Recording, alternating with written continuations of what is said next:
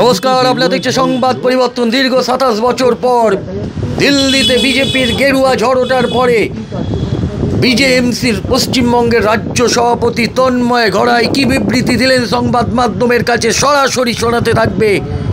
অর্থাৎ দীর্ঘ 27 বছর পর আপকে ঝড়ের বেগে উড়িয়ে দিয়েছেন, সেই কথাই তন্ময় গড়াই আমাদের সামনে সরাসরি তুলে ধরলেন। প্রতিনিয়ত সংবাদ পরিবর্তন আপনাদের সামনে শোনাতে থাকবে, তাই নজর রাখুন সেই দিকে। তন্ময় গড়াই কি জানালেন সংবাদ পরিবর্তনকে, শুনতে থাকুন। তন্ময় গড়াই সরাসরি কি জানাচ্ছেন। কিন্তু মানুষ বুঝতে পেরেছে, দিল্লির মানুষ, যে তাদেরকে এভাবে ভাঁওতা দিয়ে, মিথ্যে প্রতিশ্রুতি দিয়ে আজকে আপের নেতারা কোটি কোটি টাকার মালিক, মদ কেলেঙ্কারি থেকে শুরু করে প্রমোটিং থেকে শুরু করে তারা সমস্ত কিছু তৈরি করে যাচ্ছে। তাতে আন্না হাজারে মহাশয় তিনিও কেজরিওয়ালের উপর অসন্তুষ্ট যে গভর্নমেন্ট পড়ে যাওয়ার জন্য, কারণ তিনি বলেছিলেন যে আমাকে যা কথা দিয়েছিল কেজরিওয়াল সে কথা রাখতে পারেন। কিন্তু মানুষ দেখেছে যে আগামী দিনে দিল্লির শাসন, দিল্লির সুব্যবস্থা বা ভারতবর্ষের রাজধানী হিসাবে দিল্লিকে যদি সেই জায়গায়, সেই শিখরে তোলা যায়, সেটা মাননীয় নরেন্দ্র দাস মোদীজিই করতে পারে। দেখা গেছে কংগ্রেসও খাতা খুলতে পারলো না এবারে, আপনি কি মনে করছেন? কংগ্রেসের সারা ভারতবর্ষে সংকীর্ণতার মধ্যে তারা পড়ে গেছে, তারা দুর্বলতার চরম শিখরে পৌঁছে গেছে। সেখানে ওদের খাতা খোলাটা বা শূন্য আসন, মানুষ যে তাদেরকে একটা আসনও দেয়নি, নোটার দিকেও তারা যে কম ভোট পেয়েছে এবং অর্ধেকেরও বেশি আসনে তারা জামানত বাজেয়াপ্ত হয়েছে, এটা কংগ্রেসের কাছে খুব লজ্জাজনক, ইতিহাসের লজ্জাজনক ঘটনা।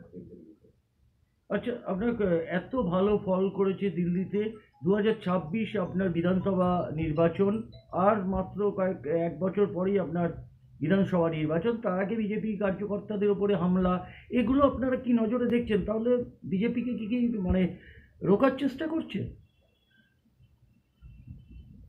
পশ্চিমবাংলার মাননীয় বুঝতে পেরেছেন যে আস্তে আস্তে করে ভারতবর্ষের প্রত্যেকটি প্রদেশের মানুষ বিজেপিমুখী হয়েছে। মাননীয় নরেন্দ্র দাস মোদীজির সবকা সাথ, সবকা বিশ্বাস, সবকা যে তিনি ডাক দিয়েছিলেন, সেই ডাকে সকলে মানুষ উদ্বুদ্ধ হয়েছেন। তো আজকে ভারতীয় জনতা মজদুর সেলের তরফ থেকে মাননীয় প্রধানমন্ত্রী নরেন্দ্র দাস মোদীজিকে অসংখ্য অসংখ্য ধন্যবাদ জানাই এবং মাননীয় অমিত শাহজিকেও ধন্যবাদ জানাই যে তাদের এই প্রচেষ্টা সফল জায়গায় নিয়ে গেছে। কিন্তু পশ্চিমবাংলার মানুষ এখনও আমরা সেই জায়গায় আমাদের নিজেদেরকে তৈরি করতে পারিনি।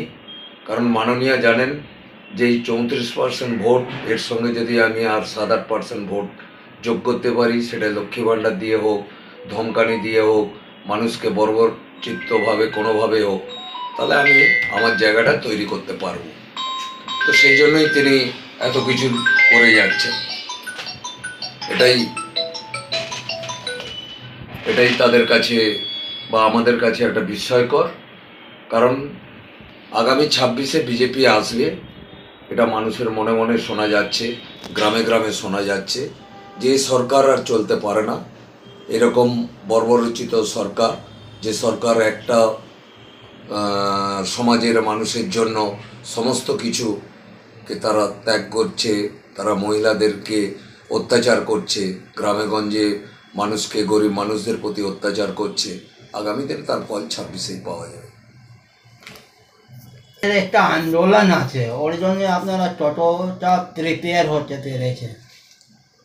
আমাদের ভারতীয় জনতা মজদুর সেলের ন্যাশনাল সভাপতির এতে আদেশে 20 তারিখ মেট্রো রেলে আমরা ডেপুটেশন দেবো। সেই ডেপুটেশনে কাছাকাছি যেসব জেলা আছে, যারা মেট্রোর কর্মচারীরা আমাদের সঙ্গে জড়িত আছে, তারা 20 তারিখে সকলে একসঙ্গে জমায়েত হয়ে মেট্রো রেলে আমরা এক প্রতিনিধি দল পাঠাবো, যেখানে আমাদের শ্রমিকদের তাদের ওয়েজেস, তাদের পিএফ, তাদের ইএসআই, তাদের কাজের যাতে সুষ্ঠুভাবে তারা পায়, তার পরিমাপ কাঠামো অনুযায়ী বেতন পায়, তার ব্যবস্থা করার জন্য আমাদের এই আন্দোলন। আগামী 20 তারিখ মেট্রো রেল, 21 তারিখ এবং 22 তারিখ হাওড়া এবং শিয়ালদা ডিআরএমের কাছেও আমাদের প্রতিনিধি দল যাবে, যে এইসব যে নোংরামি চলছে রেলেতে, কারণ রেল একটি কেন্দ্রীয় সংস্থা আমরা জানি। তো এখানে একটি শাসকের দল তাদের কিছু দুষ্কৃতির দ্বারা রেলটাকে কুক্ষিগত করতে চাচ্ছে, এটা আমরা হতে দেবো না। আচ্ছা দাদা, 4% জিএ বাড়ানো হয়েছে, রাজ্য সরকার যা বাজেট পেশ করেছে, এটা কিভাবে আপনারা দেখছেন? রাজ্য সরকারের বাজেট মূল্যহীন বাজেট।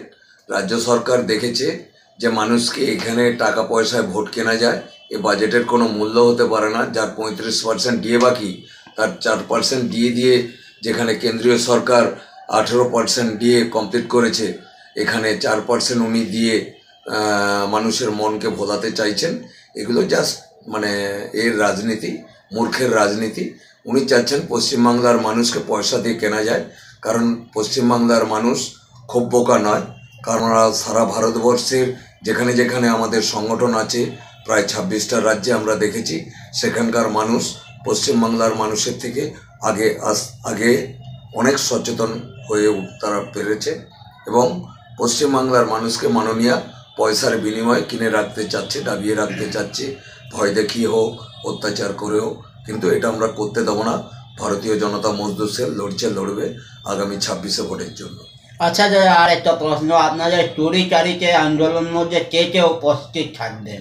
20 তারিখের আন্দোলনে আমাদের রাষ্ট্রীয় সভাপতি মাননীয় অর্ণব চ্যাটার্জি উপস্থিত থাকবেন, মাননীয় চেয়ারম্যান বিশ্বপ্রিয় রায় চৌধুরী উপস্থিত থাকবেন, আমাদের দীর্ঘদিনের বিজেপির কার্যকর্তা এবং সভাপতি, প্রাক্তন সহসভাপতি রাজকমল পাঠক মহাশয় উপস্থিত থাকবেন। এছাড়া আমাদের কাছাকাছি যেসব জেলা এবং রাজ্য কমিটি যারা আছি, তারা সকলেই উপস্থিত থেকে এই আন্দোলনটাকে আরও সুদৃঢ় করে তোলার জন্য আগামী দিনের বার্তা দেব। অসংখ্য